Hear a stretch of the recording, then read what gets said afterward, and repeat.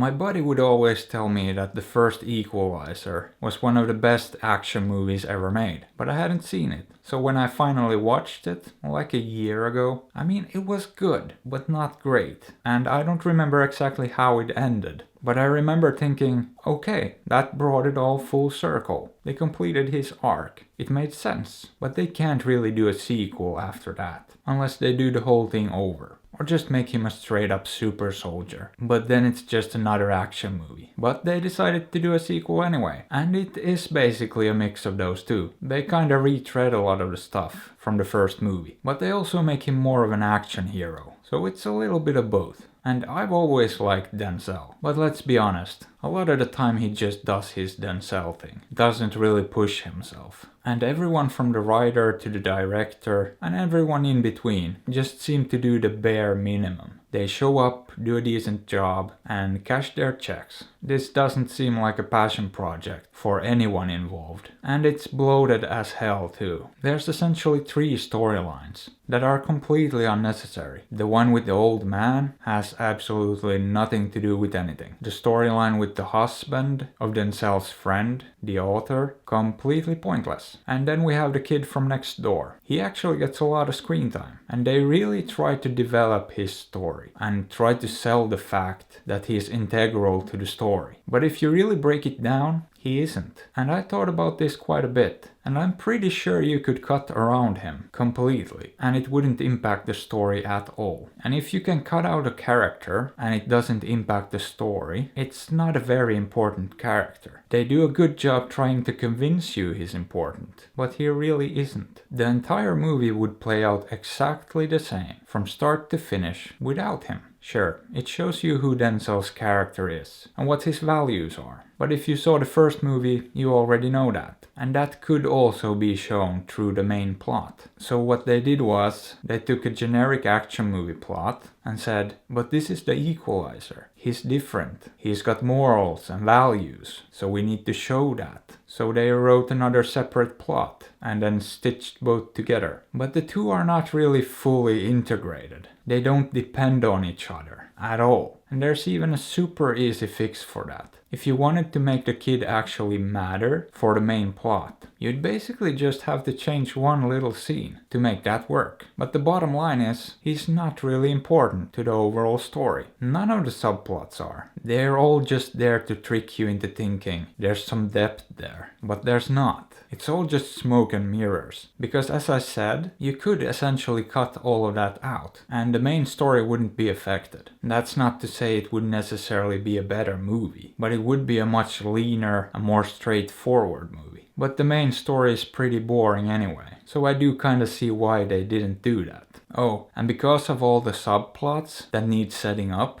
the event that actually kicks this whole thing into gear happens 40 minutes into the movie. Usually that happens within the first few minutes, maybe 20 minutes into it, if you really want to build it up. Sometimes it happens before the movie even starts, but here, 40 minutes into it. Not great. And Pedro Pascal is just wasted potential here too. He's a really good actor, but in this, just eh. And Melissa Leo. She even had a pretty good character. I liked her in this, but she's not in this that much. Not enough anyway. And I feel like they should have done more with her. Now she's essentially just a plot device. And yeah, I realize I just went on about the plot for several minutes straight.